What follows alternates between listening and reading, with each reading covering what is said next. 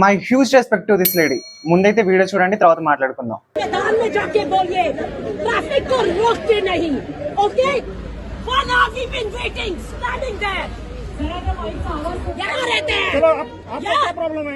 मुझे प्रॉब्लम है कि मैं इस रोड पर 1 घंटे से ज्यादा खड़ी हूँ. क्यों खड़ी हूँ? సో ఈ సినారియో ఎక్కడ జరిగింది అంటే మహారాష్ట్రలోని ఒక రోడ్ పైన మహారాష్ట్ర క్యాబినెట్ మినిస్టర్ అండ్ కొంతమంది ఉమెన్ పోలీసులు కలిసి ఉమెన్ రిజర్వేషన్ బిల్ కోసం ప్రొటెస్ట్ చేయడం స్టార్ట్ చేశారు. గంట సేపటి నుంచి ట్రాఫిక్ లో వెయిట్ చేస్తున్న ఒక ఉమెన్ ఇంకా ఆగలేక వెళ్లి క్యాబినెట్ మినిస్టర్ ని డైరెక్ట్ గా క్వశ్చన్ చేసింది.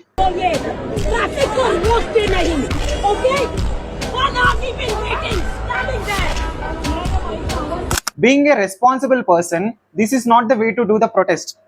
ముంబైలో చాలా గ్రౌండ్స్ ఖాళీగా పడున్నాయి, మీరు అక్కడికి వెళ్ళి మీరు ప్రొటెస్ట్ చేసుకోండి.